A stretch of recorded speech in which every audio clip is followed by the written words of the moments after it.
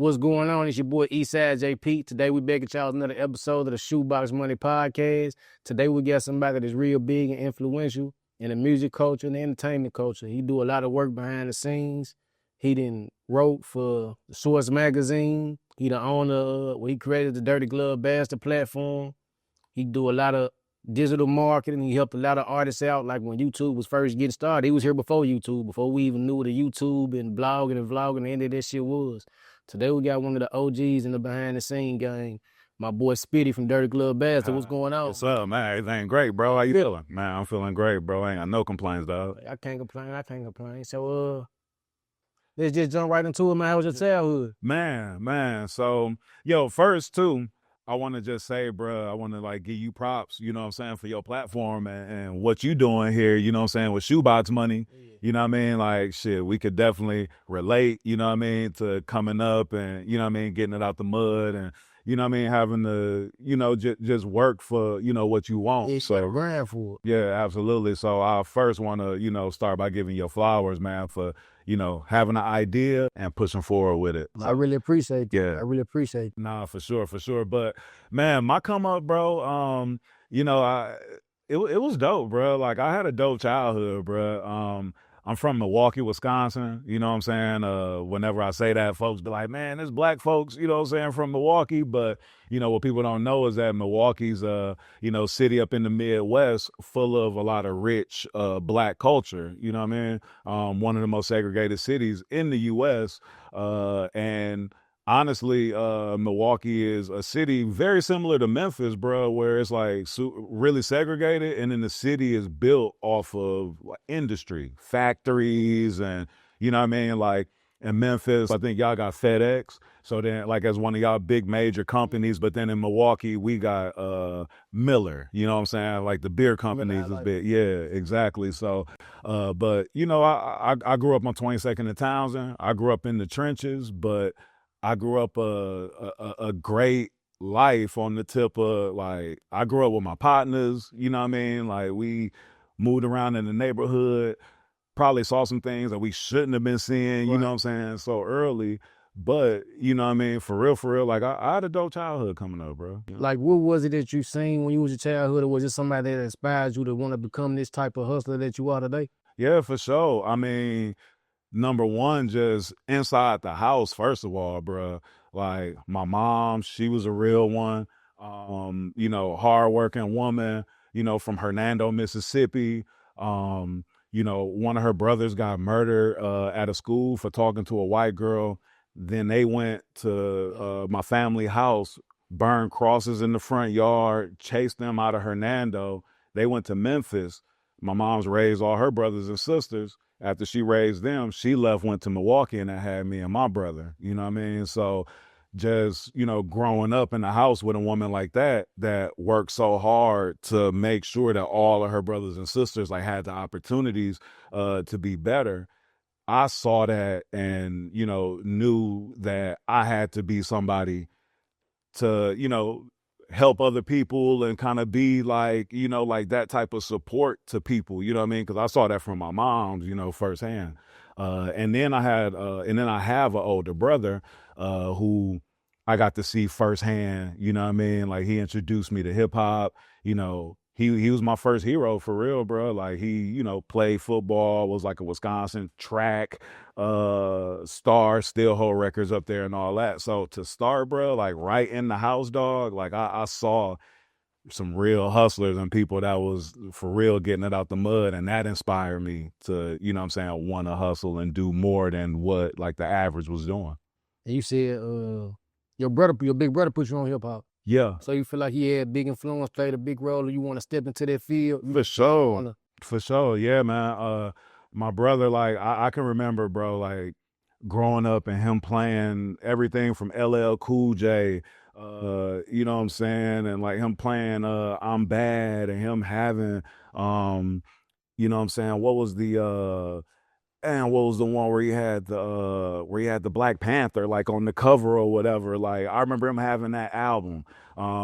bumping a Tribe Called Quest, you know what I'm saying? Like all that type of stuff. Bumping Ghetto Boys and, you know, all that. And so like he was just listening to so much different stuff, and I was all in. I was all ears, and like that like let me know early on. I knew early on that I wanted to be a part of the culture. And then another thing that my brother did for me that I equate to like putting me exactly where I'm at right now was shit. He bought me a computer when I was super young, and I was the first cat in the hood with a computer.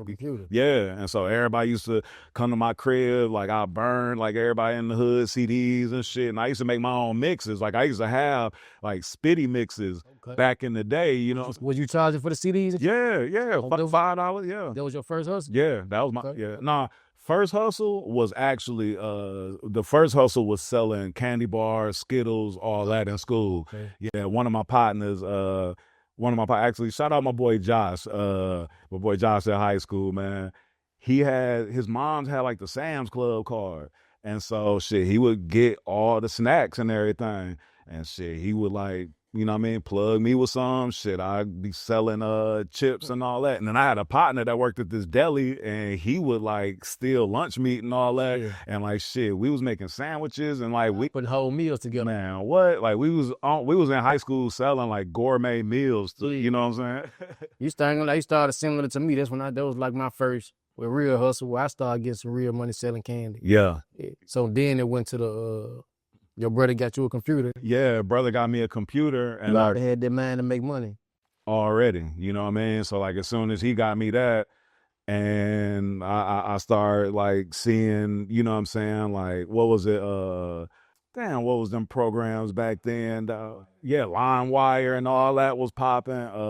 So shit, I was on there getting all the albums, getting songs before they was coming out. And how was you figuring out like how to do all this shit, Berncy? You just teaching yourself? I was just teaching myself, bro. Like when he got me the computer, I mean, I remember I learned how to type from AOL Instant Messenger. Okay. Like I got the computer, and then I used to be on Instant Messenger in them chat rooms and all that. And from doing that and regularly just doing it, like eventually I learned how to type to where I could type crazy words a minute, you know what I mean? And it just go to show you, don't matter what new you got going on, what you trying to figure out, you can always teach yourself if it's something you want to learn bad enough. Nah, that's real. And honestly, bro, like I feel like, you know, when you in them situations, like trying to figure it out, when it's almost like you're back against the wall and you don't know what you can make from this, then that brings out like a whole nother mindset, you know what I mean? That whole resourceful type of mindset. And you just start figuring shit out, piecing things together, and you know what I'm saying, making an album. So you got the computer, you burn the CDs, you in the hip hop, you know what I'm saying? You making you some money off of it and shit. Like where was your man after you started burning CDs? Like what was next? Did you think like, man, how I'm gonna break deep into this culture? Like, yeah, for sure, bro. Like for real. Like I knew as a kid, bro. I remember like being at the talent shows in the neighborhood, and I used to be telling my partners, I'm gonna work at Def Jam one day. Like I'm gonna write for The Source. Like those was like two things that I knew I wanted to do young. You know what I mean? And I was just like, all right, I got to figure out like how to do this. You know what I mean? Right. So, bro, I remember like I would buy all the Source magazines, and then they would have in the back like the section with like independent labels and, you know what I'm saying, all of that. So like I had a notebook, bro, I would write down like as many labels. I would, like take CDs and see that they had like Interscope Records, like this Santa Monica, you know what I'm saying, California address. Man, I'm writing down all these addresses. So I had all these addresses and phone numbers. I had my own database. And I was like, yo, if I ever go to LA, if I ever go to one of these cities, like I'm going to just pull up to these spots and just, you know what I mean? So that was how it was like when I was younger. Yeah, for sure. Like I knew like I knew like that I wanted to write. I knew that I wanted to be like Russell Simmons. I didn't know what I wanted to do in that regard, but Like, so what was your what was like your first break where you started breaking into that world the way you wanted to? I would say the first break when I really got into it would be I went to Minneapolis for college and started throwing parties up there. Was you making money out there too? Bro, And look, to the level of where we was at then, I felt like I was rich my freshman year. Like my first year, bro, we was killing it. NCAA had came and was doing all A parties, so they had us doing all the official NCAA parties. And then I'm also, bro, like I'm a student of the game, you know, forever student of the game. And even when I say that, like I love to learn, Right. you know what I'm saying? And like when I first started like throwing parties, I started learning how to DJ. So my partner had some Stanton straight 80s, and I remember like learning how to DJ, learning how to cut, you know what I'm saying, and all of that, learning how to blend.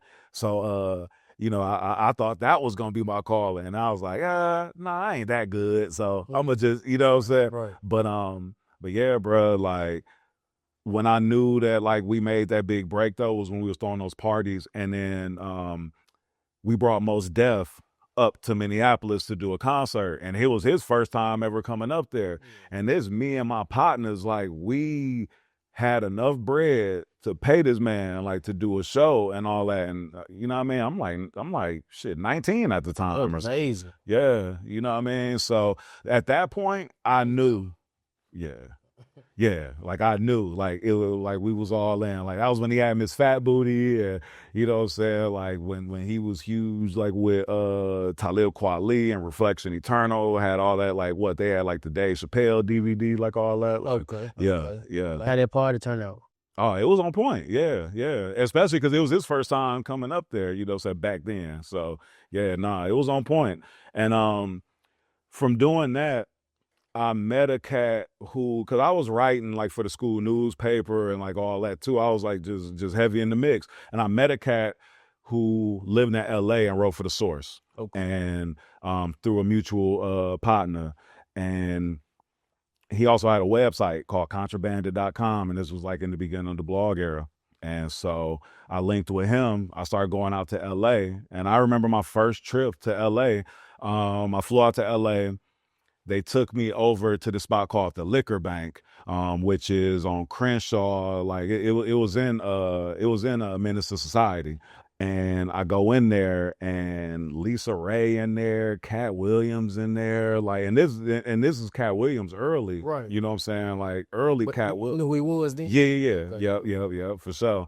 And it was just dope, man. I remember Lisa Ray like giving me some Hennessy XO and being like, "Welcome to LA," you know what I mean? Yeah, I noticed it would be for you. Yeah, for sure. It was the exposure that I needed to let me know that I could do this on a real level, because before then, bro, like, you know, putting in work in Milwaukee, putting in work in Minneapolis, you know, you think you doing things like on a big level, but you know, you don't really know like how you compare to like cats that's doing stuff in Atlanta or cats that's doing stuff in New York or in LA. Exactly. You know what I mean? So then going out to LA and really like, you know what I mean, like rubbing shoulders like with big dogs out there, you know, let me know like, okay, like this real, like I can really do this. Like I'm not an outsider in this. Like I can actually be a part of this. You know what I mean? So did you you went to, so you said you met Lisa Ray in LA. Yeah. Did you use your database? Did you go to some of them addresses and shit that you had wrote out? So the funny thing is,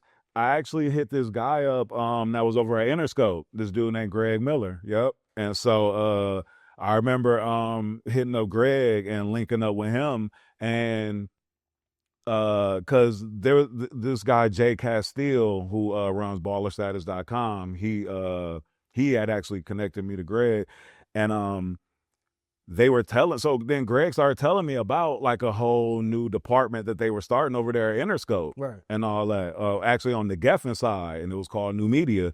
And he was like, bro, like with everything you do like online and like with the PR and marketing, he was like, man, I think, because that was always my interest. And when I was talking like to different publicists and different people back then, I used to tell them like, man, I want to do what you doing. I want to, you know what I mean? So yeah, bro, connected the dots for me, you know what I mean? And help put me in position, you know what I mean, to get over there and at least get an interview over there at Geffen. And I got in over there into their new department doing digital marketing, or they was calling at the time New Media. So like how was because like technology didn't change so much and shit. Yeah. So how was digital marketing when you first got into it? Like yeah, it's great. What did it consist of? Yep. So it was all different platforms. Like MySpace was popping. Okay. Then like AOL. MySpace. Yeah, bruh. Like MySpace, and back then MySpace was doing like all these big concerts, and you know what I mean, like the big MySpace secret shows. So I actually put together one with Mike Jones and Lil Wayne in New Orleans. Damn. But yeah, AOL was a huge platform back then. Yahoo Music, like, and they used to do like these big concert series where like Nissan or like Pepsi Smash or something, like Pepsi would like come in, they would do like these big concert series. So how we see like Tiny Desk now, or you know what I mean, like how we see some of these different platforms, or even like From the Block, or like Color Studios, or yeah, all of that. Like those platforms back then was, you know, doing, you know, like Yahoo had that type of shit going on. Yeah, Space. yeah.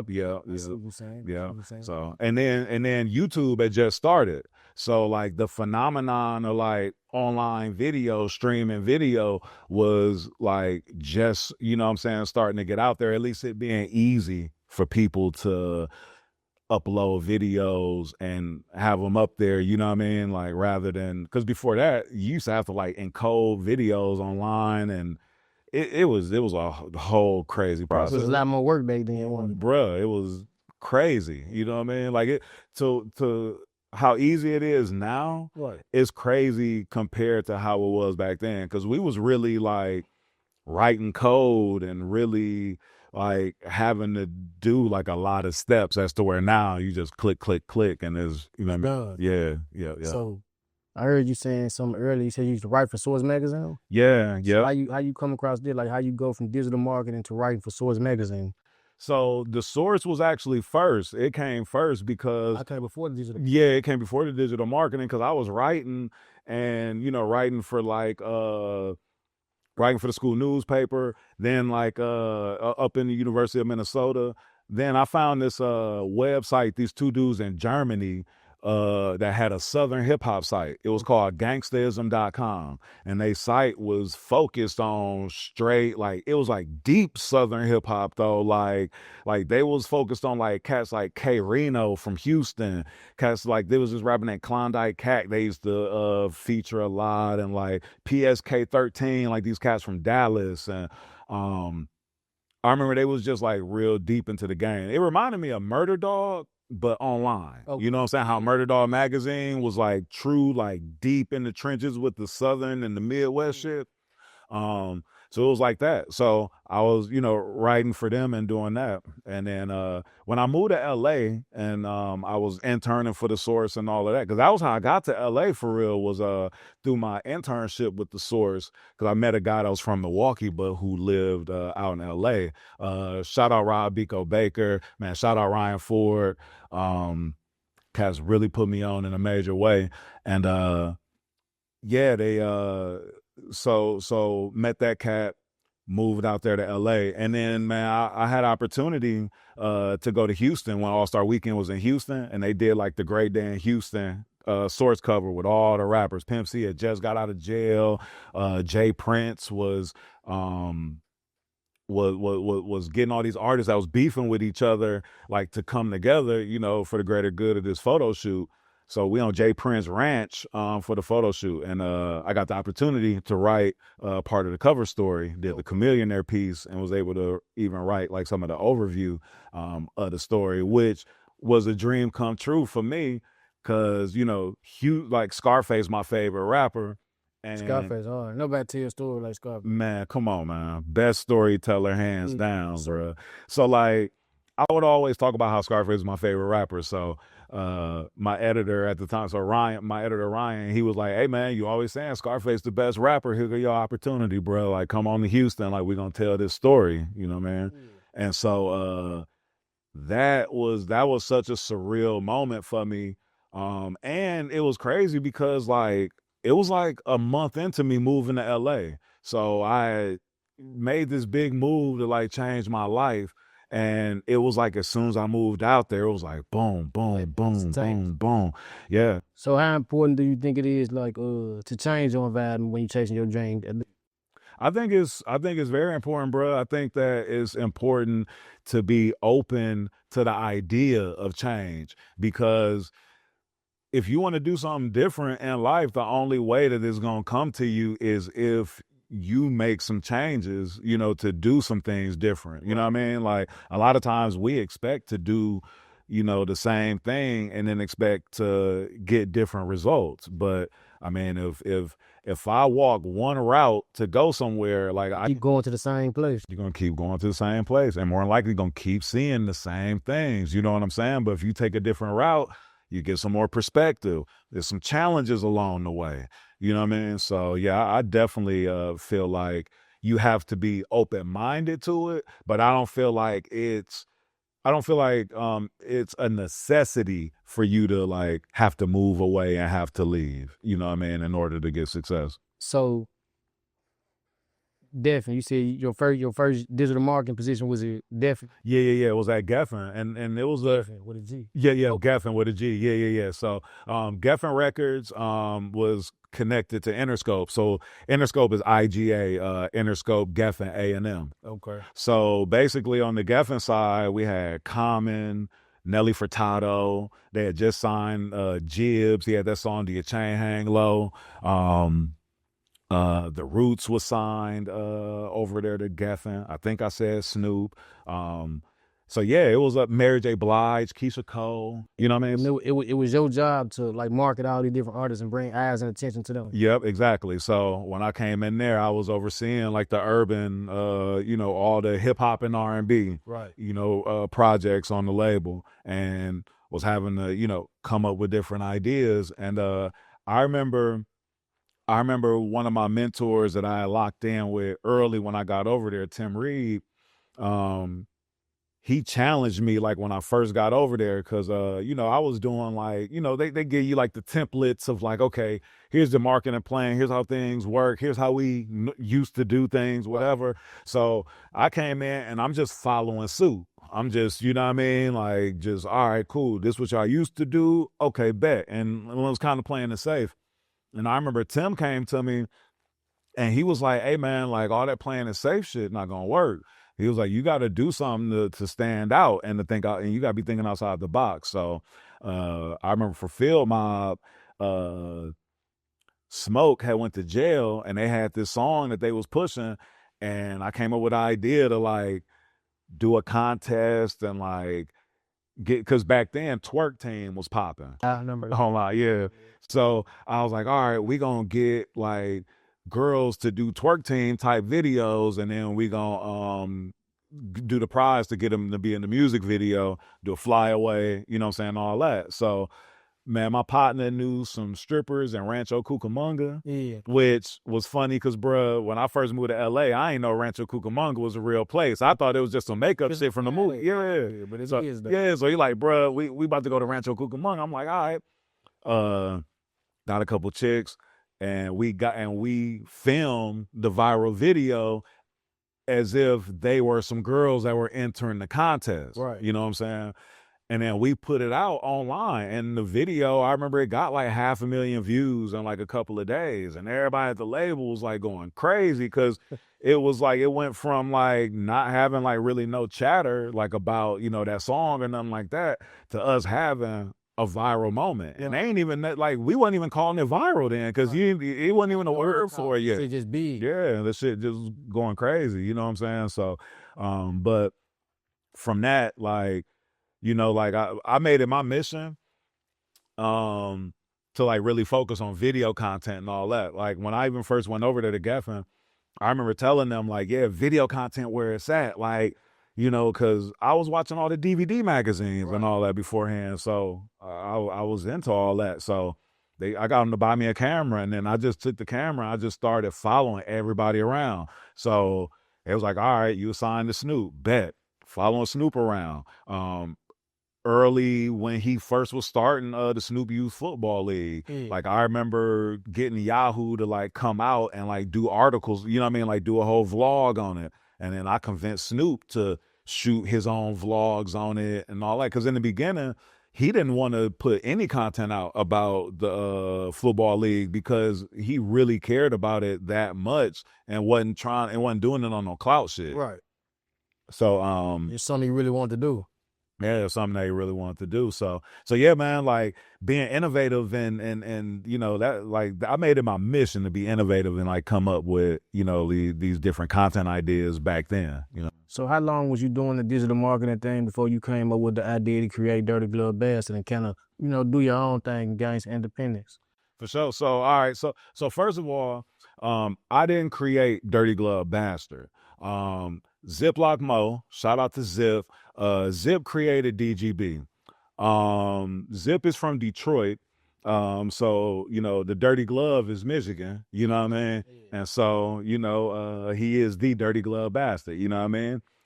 Zip created DGB. He created it because during the blog era, there weren't any sites that represented for the South. It wasn't a site that you could go to and get the new Waka Flocka and Slim Duncan mixtape. Right. It wasn't a site that you could go to and get the new, you know, get like the new Scarface or, you know what I mean? Like just anything that, you know, the new Ray Cash mixtape or, you know, whatever it may be. So he created that as an outlet to serve that niche. Now I moved to New York and took a job at Def Jam to run the digital marketing department over there. And when I went over there, one of my partners told me, he was like, yo, Spitty, man, my cousin got this blog. He live in Detroit and he posts about Southern hip hop and I think you'll love it, bro. I think like y'all would like work cold together because I know how much you love Southern hip hop. And I was like, damn, word. So I went to look at it. And bro, I remember the first post that Zip had on there was how to cook crack. And like it was the real details of it. Like and it was real. So I was like, all right, like, bro, no, okay, like he got some shit going on. Yeah. But then his next post was the top 10 Scarface songs that's found on motion picture soundtracks. And I was like, damn, this dude a rap nerd like me. You know what I'm saying? So I ended up linking with him. He had moved to Dallas at the time, so I ended up going to Dallas and linking with him. And bro really had like a computer set up in the trap, you know what I'm saying? And was doing this thing and was posting music and all that, but also, you know what I'm saying, handling business. So we just vibing or whatever. And I was like, bro, I want to rock with you, you know what I'm saying? And so we rocked. And from there, like, you know, created the logo and got off a blog spot and bought our .coms and like all of that. And then we started really branding DGB, you know what I'm saying, to what it is today. The way that Off the Porch started, so I created Off the Porch. I did create the interview series Off the Porch, and that came from I was working with Young Dolph. So after I worked at Def Jam for a couple of years. When Kanye dropped My Dark Twisted Fantasy, I did the live stream, like where like one of Kanye's first times like breaking the internet. You know what I'm saying? Right. But while I was over there, I'm sorry, what was I about to say? While I was over there at Def Jam, we started building everything like with like the logo and with the branding and getting all of that going and everything. And then I was working with Dolph. I left Def Jam, went independent, and was consulting for different artists. You know what I'm saying? And I was doing marketing for Dolph. I gotta stop you real quick. I was working with Dolph. You know, I'm from Memphis. Yeah, man. Dolph was cool, bro. It was a super dope experience, an amazing experience working with Dolph, man. He's super cool, super laid back, just real cool. And like, you know, Daddy O, Cuz, like, you know what I'm saying? Like everybody just, you know what I'm saying? Like Jay what part of his career you was working with him? Like, yeah, so around Preach. Okay. Yeah. Okay. Yep. So we was moving around working Preach. I remember like we shot maybe 2, maybe 3 music videos for that particular song. Yeah, for that particular song because it was gaining so much buzz over time that it was like, man, we got to keep, you know, putting some fuel on it. So like he was dropping mixtapes and we just kept putting it on, you know, the next mixtape or whatever and kept going with it. But we had done a press run in New York and the interviews weren't going well. And we came back to Atlanta and Al from Street Execs was like, Spitty, y'all got DGB, and everybody respect DGB, because at this time, DGB, we had also established ourselves like at South by Southwest as being like, you know, like one of the first brands like to really bring like this street culture, you know, there to South by, and really, you know what I'm saying, just planting the flag just for this niche of music. So anyway, I was like, man, why don't y'all do interviews? And I was like, damn, you know what? Like, that's a dope idea. And Dolph was like, bro, if you did interviews, like I would fuck with you. I think a lot of people will fuck with you. So I was living at this house in Decatur, and I just took my camera. I had a Canon T2i, and I took my camera out there and set it up. Got my partner to bring his camera, and we got Dolph to sit out there and did the interview. And I'm a fan of the Hot Boys and the Guerrilla Warfare album. Their skits was called Off The Porch. Yeah. So that's where, you know what I'm saying, the whole name come from and everything. Off The Porch. Yeah. Okay. Yep. But yeah, Off The Porch was born, you know what I'm saying, like with young Dolph believing in my idea, believing in my concept, and being willing to allow me to do some artist development with him and creating the platform, because I was also working with him and even, you know, in the process, you know, teaching him like better tactics and better ways to like do interviews and stuff like that. So he'd be more media trained later on. Yeah. Okay. Yeah. Okay. So, like, I want to talk about like how much has the world of digital marketing changed from when you first started up until now? It's changed a lot, bro, and it's crazy because now we're coming back into like a new version of new media. You know what I mean? And when I say that, it's like, all right, the first version of new media, the first version of new media was, you know, YouTube starting, and, you know, like the .coms, and then the blog era. Then I would say like the second phase was like the social media phase. You know what I'm saying? Like the emergence of Instagram and, you know, of course, TikTok. But then like even before that with like Musically and Triller and like all of them like video platforms and stuff.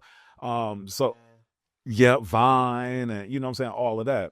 So we were so then you had that social media era. Now, like we're in like, so the new stage of new media is now like all of these platforms, you know, all of us being in front of these cameras and talking. You know, it's funny because like I feel like soon, like we're not going to even be calling it social media anymore. I feel like this is just straight media. You know what I'm saying? It is becoming that. I mean, even to the point where, you know, for a lot of people, myself included, like I barely watch the news, but Twitter is like my news feed. You know what I'm saying? Get that news from social media. Yeah, like you going there first. I mean, a lot of times, like we verify news and things that happen. Social media. Yeah, somebody might tell us something happened, but then you know what I mean? Like I like one thing in particular. I remember when Kobe died. My partner Dre, one of the other owners from DGB, shout out Dre. Dre called me when Kobe died because he know I'm a big Kobe fan. He a huge Kobe fan. So he called me like tripping, like, bro, did you hear about Kobe? Like he passed away. And I'm on the phone with him like, nigga, fuck out of here, bro. Like, whatever. He like, bro, no, for real. They saying he died in the helicopter, this, that, and the third. Bro, I immediately open your phone. Open my phone up. I'm like, because this ain't valid unless it's on Twitter. You know what I'm saying? Or TMZ gives like that official, you know what I'm saying, post. So yeah, bro, man, because I fuck with Kobe. He's my favorite player. Yeah, man, same, bro. Same. Yeah, that was a tough one, bro. That definitely let a cat know, too, that it ain't no time to waste on, you know, like pursuing your dreams and doing your thing, because, you know, like you could be a person that everybody looks at, aspires to be where you at, aspire to have the things that you have. And then just like that, bro, it could be over. It could be over. You know what I mean? You got to take like time, can't waste no time. Time the most valuable asset we get. Yeah, absolutely. Was it ever a time on your journey you doing digital marketing, being behind the scenes and doing everything you doing for the culture? Was it ever a time that you like wanted to give up or felt like it wasn't worth it? I'm not a quitter, so it's hard to say that. But I won't lie though. It's definitely been times where I've questioned like why I'm doing this. It's definitely been times where I've looked at some of my peers, and like it's inevitable to do it sometimes. Like you get to comparing, and you get to looking at like, all right, like this person is in this place at this time, like damn, why am I not there? Am I a failure? Am I, you know what I mean? So at times having that, and then another one that has I don't want to say has haunted me, but has definitely come to my mind a lot is the thought of, damn, like why it seem like all the fuck niggas is getting on and are getting like all of these achievements or the riches or the things that I wish to have. You know what I'm saying? Right. But then I look at it and I just say again, you can't compare to nobody. And I also say, yo, like you may like I don't compare myself to anybody or to things that people have, because it's like I bet you I don't want the problems that person has. Right. And I bet you that person don't want the problems I got. Right. You know what I mean? So when I started looking at things like that, I really changed my mind frame to where, I don't have those types of thoughts anymore. But for sure, bro, like going through it, like being in the trenches, like not knowing, at times like where that next paycheck gonna come from. Or bro, I remember when I first moved to LA, bro, and I remember like moving into my apartment in Inglewood and hustling, you know what I mean? Just trying to keep some bread. The source checks wasn't coming on time, you know what I mean? And I remember like I used to go to this check cashing place and get these what they call them, the payday advance loans. Okay. Yeah, bro. I used to go get these payday advance loans every other week. Yeah. And basically like I would, in between me like getting some bread, like I knew some bread was coming, then I would like get the payday advance. But then I didn't realize until later on that every time when I'm paying back that loan amount and whatever interest they put on there, then I'm actually losing hella money. Yeah, every single time. You know what I mean? And so, nah, man, it's definitely like been times where it's like been down to that, down to the last like food, and just being like, all right, like, is this worth it? Like, should I just go and get a regular job like my mama and like, you know what I'm saying, the family telling me to do, you know what I mean? So, yeah. Do you feel like it was all worth it now? Absolutely. Definitely was all worth it. And I would just tell anybody like who got a dream, I would tell anybody who got a dream and who's aspiring for something that like the good times are going to outweigh the bad times. But while you're going through the bad times, it never feels that way. You know what I mean? Like it's so many scenarios where I look back, bro, and I'll remember like when I was in it, I thought it was like the worst shit in the world, or I thought I wasn't going to be able to get out of it. Looking back, I'm proud of some of your best memories. What? Looking back at it, those was like some of the things that like shaped me to being who I am right now. You know what I mean? To where I truly appreciate, you know what I mean, a lot of those hard times. I saw something the other day. Gary V posted he's somebody who I look at a lot, man. Gary V, yeah, he always got some shit to say. Yeah, bro. And he posted something the other day where he was talking about like when times get hard and pushing to not quit. And he was like, yo, what fucking movie, what book do you read where it's just a straight shot through the story of what happened and then you get to the end? Right. He was like, no, in every book and every movie, some shit happened, some drama, something unlikely, you know what I mean? So what make you think anything gonna be different about your movie, your life? Like you gotta go through some shit. Let's go to some special, do what he's saying. Exactly. He like, yo, like, yeah, like for your movie to be interesting, you have to go through some shit. Exactly. What's the most, I heard you, I know Scarface was your favorite rapper. I know that was a big moment for you. Yeah. Work on his story.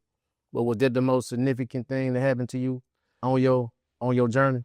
Man, I've had a bunch, bro. I've had a bunch because, and like on my social media, I always like on my IG, I always be posting like, yo, I'm so blessed, man. Like I like for real, like to be in these positions, like whether it's, you know, telling these stories, sharing these stories, or for me, bro, like the biggest part of this that I really love, bro, is the fact that like, I come from a little bit of nothing, you know what I'm saying? And I've been able to put myself in positions to put other people in position. You know what I'm saying? That's amazing. Put other cats, from my city in position. Or, just meeting other dope, smart people just, through the journey and being able to, be a vessel and help, to put them in different positions. So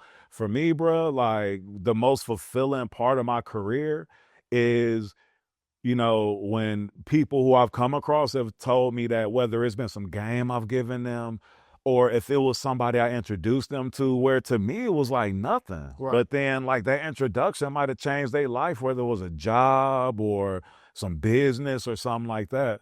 And then too, like with the interviews and the platform and all of that, on one side, like being able to give artists who probably have never even been on a platform ever A chance. and an opportunity. And I take pride in the fact that my platform, our platform, I like to say our, is that platform for that, because it's a lot of fuckery out here. It's a lot of people steering people the wrong way. It is for sure. So I can appreciate that we've positioned ourselves to be the real ones that cats can come and tap in with first. Because like if you come tap in with DGB, if you come tap in with Spitty, if you come tap in with Hayes, if you come tap in with Dre, if you come tap in with Zip, you know what I'm saying? Like if you come tap in with anybody on the team, Mikey Nike, Aaron, you know what I'm saying? Matt Tap, like anybody, you know what I'm saying, that's affiliated with us,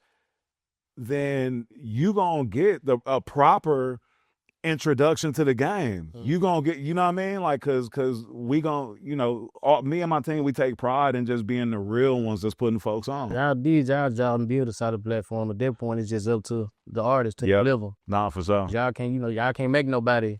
Right. What they say, you can lead the horse to water, but shit. I told you before we started talking, like y'all was the first platform that I went viral on. So I just know what y'all platform can do. Yeah. And when you was telling me that, like, I mean, hearing stories like that, or hearing, people tell me like, man, I discovered such and such on y'all platform, or somebody being like, yo, y'all posted my shit and it went up and XYZ happened, like that. That's amazing to me, bro. I'm trying to see if I can find it. You know what I'm saying? So he's probably in the messages or something. Yeah.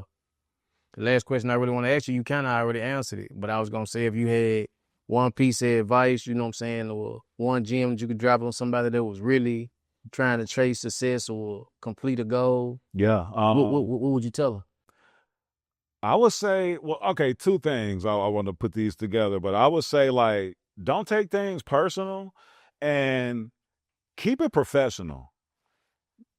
Keep it professional is going to be the one that I really want to talk about, because especially with us working in entertainment and us working within the culture, like the lines, it's easy for the lines to be blurred, like in terms of the professionalism that, needs to be incorporated, like in us when we working. And what I mean by that is that, like, since we work in the arts, it's like, it's fun. What we're doing is fun. Like we're doing what we love to do. And in doing that, it's easy to, get into your emotions when making decisions. And it's also easy to get into your emotions when, like when you get in certain news and, things like that. And then also, like, I always tell people, like, man, you going into situations and you meeting folks, like, be professional so that, like, people don't have a reason to, to hold you back or whatever. You know what I mean? So that's one of my biggest things, man, is like, keep it professional, keep it about the business. You know what I'm saying? Because, like, you got your friends at the crib and all that, but like when we handling business, we handling business. So, and I think that that's super important because it's so easy for them lines to be blurred and for people to be thinking that we playing, you know what I'm saying? But like when we on these sets, whether it's a video set, a film set, when we in the studio, when we, you know what I mean? Like it's important for us to understand that we working in a business, and even though we might be having fun, and even though it look like we having fun, and we are, you know what I mean, but just gotta, you know, keep that business up. Yeah, I heard that. Like, I agree with that 100%. Keep it professional. Yeah. I'm saying, to handle the business. If you want the business to pay you one day, you can't be playing with this shit. Yeah. So, Spitty, what's next for you, or what you got that you working on right now? Word. So got a lot of really dope things, you know what I'm saying, coming up, bro, that I'm excited about. Right now, we just launched a new freestyle series, DGB Freestyle Suite. So make sure y'all check that out. That's been going crazy. We got the new docu-series Out the Mud, where we're highlighting, you know, the people behind the scenes, you know, the different CEOs and the people that's making the plays and the things happen behind the scenes. We giving them a platform as well. So really excited about that. And then I'm working on a book as well. I'm really excited about that. It's something that, you know, I've been kind of procrastinating on for a minute, you know what I mean? So really excited about the book and TV series that I'm working on as well. So really excited about that. Just be looking for a lot more content. Be looking for your boy Spitty just out here, more interviews, more content, more greatness, more motivation. And since you just spoke on your book, make sure y'all go get my book, The Shoebox Money Wealth Building Guide. It's out now. You know what I'm saying? It ain't nothing but $15. It's a lot of game, a lot of information in there, straight to the point. It's gonna be just like you talking to me, like you're hearing it from me, because I wrote the motherfucker. So make sure y'all go check that out, man. I know how y'all like to hear the raw and uncut, so make sure y'all go get that for me. Yes, appreciate it.